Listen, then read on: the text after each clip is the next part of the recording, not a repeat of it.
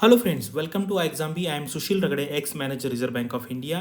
और आप सबको पता है कि अगला जो साल है 2023 के फर्स्ट क्वार्टर में आपका आरबीआई जो असिस्टेंट है उसका नोटिफिकेशन आने वाला है। उसके बारे में मैंने एक वीडियो बनाया भी था। अभी देखते हैं, कुछ अगर टाइम टेबल में चेंज होगा तो मैं आपको कन्वे कर दूंगा। तो यहाँ पर ना ये जो डाउट है कि how the cut off is decided after LPT, क्योंकि आपको पता है आरबीआई असिस्टेंट अगर कोई एग्ज़ाम देता है तो उसको 3 कट ऑफ क्लियर करने पड़ते हैं।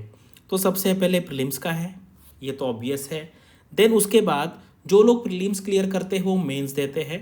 फिर मेंस देने के बाद मेंस एग्ज़ाम होने के बाद एक कट ऑफ निकलता है, और वो जो स्टूडेंट पास होते हैं उनको एलपीटी देनी पड़ती है। और उसके बाद और एक कट ऑफ आता है एलपीटी के बाद का cut off, and that is final. यानी कि इस लिस्ट में जो लोग आ गए उनका फाइनल सिलेक्शन हो गया। फिर अगर document verification, police verification, medical में सब कुछ ओके रहा तो फिर ये जो बच्चे हैं, ये स्टूडेंट हैं, ये आरबीआई असिस्टेंट ज्वाइन करेंगे। ये किस तरीके से होता है, एक्चुअली बहुत टाइम से ये इसके बारे में ना मुझे क्वेरी आ रही थी। अगर मैं पिछली सारी क्वेरी देखूंगा तो कम से कम 70-80 क्वेरी होगी इससे रिलेटेड। लेकिन कल एक क्वेरी पूछी थी मुझे किसी ने और मैंने उसका डिटेल में आंसर दिया था, वो दिखा देता हूँ मैं, और आपको एग्जाम्पल लेके मैं आपको यहाँ पर एक्सप्लेन करूँगा कि ये किस तरीके से होता है। वैसे तो बहुत मतलब एक कॉमन सेंस के बेसिस पे किसी को पता लग जाएगा इसका कैसे हो सकता है, लेकिन मैं यहाँ पर कर दूंगा क्योंकि कुछ लोगों को ये समझ में नहीं आता, इसलिए हम यहाँ पे समझा देते हैं।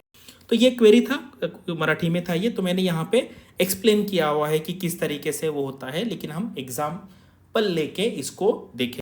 तो ये देखिए, ये एक्चुअल ना मैं आपको बता देता हूँ, ये आई थिंक 2019 का, अभी ना कुछ इस साल का प्रोसेस आपको पता है अभी भी चालू है। मतलब कुछ का रिजल्ट आया है, कुछ का रिजल्ट नहीं आया है। तो ये लास्ट टाइम का ये था। ये जो ऑफिस है ये भुवनेश्वर ऑफिस है। इसमें मेंस का जो कट ऑफ था वो 103 था। यानी कि ऐसे बच्चे की जो मेंस एग्जाम दिए और जिनको 103.25 से ज़्यादा मार्क है उनको एलपीटी के लिए बुलाया। लेकिन एलपीटी होने के बाद जो फाइनल सिलेक्शन हुआ वो हुआ 128.5। यानी कि ये तो डिफरेंस तो बहुत ज़्यादा है।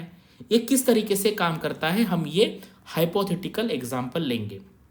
ठीक है, तो मान लीजिए कोई एक XYZ ऑफिस है, वहाँ पर वैकेंसी आई है 11। ठीक है, 11 वैकेंसी आई है, और उसके लिए उस ऑफिस के पर्टिकुलर ऑफिस में जो लोगों ने मेंस दिया था, फिर उसमें से 21 लोगों को सेलेक्ट किया।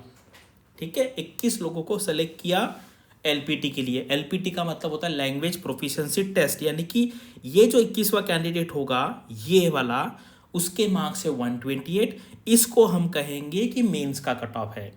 यानी कि मेंस कट ऑफ का मतलब क्या है, मेंस के बाद एलपीटी के लिए जितने लोगों को बुलाया गया उसमें के जो सबसे लास्ट कैंडिडेट है, जो लास्ट कैंडिडेट है उसके जो मार्क्स है वो हो गया कट ऑफ। तो इस केस में 128 हो गया आपका मेंस का कट ऑफ। ठीक है, अब ये सारे बच्चों का एलपीटी लिया, और एलपीटी में हुआ क्या, अब ये देखो ये सारे बच्चे हैं, ये एलपीटी देंगे। जो फर्स्ट था उस स्टेट में वो एलपीटी क्लियर, तो जहाँ जहाँ मैं क्रॉस करूँगा वो एलपीटी हो गया फेल। ठीक है, ये जो सारे लोग हैं ये एलपीटी फेल हो गए। ठीक है, ये फेल हो गए। और यहाँ पे जो मैंने लिखा है नंबर, और यहाँ पे बताता हूँ आपको, ये भी पास हुआ था एलपीटी, ये भी पास हुआ था, ये भी पास हुआ था।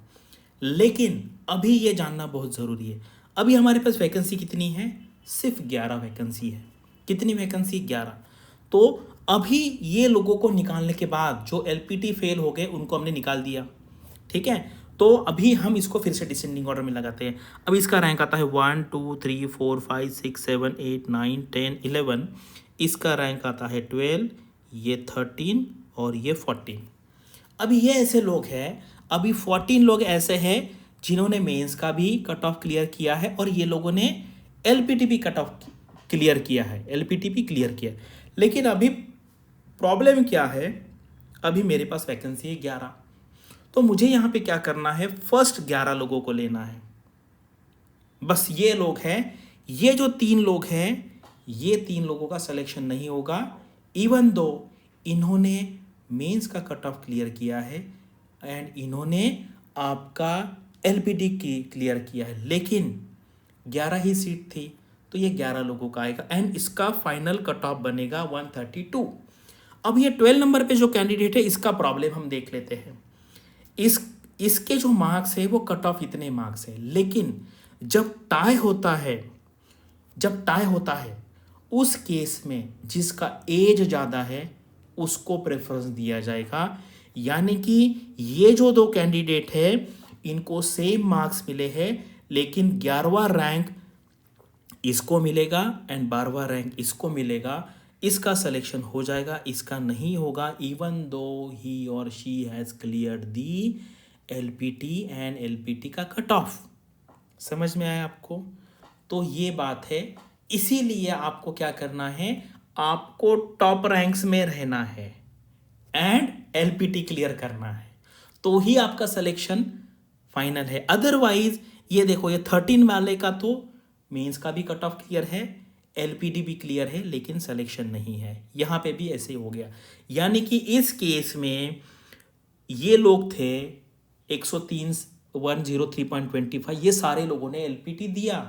इसमें से काफ़ी सारे लोग पास भी हुए होंगे, लेकिन जिसको इससे ज़्यादा मार्क है और एलपीटी क्लियर किया है उसी का फाइनल सिलेक्शन होगा। ठीक है, तो ये कॉम्प्लिकेटेड प्रोसेस है थोड़ा।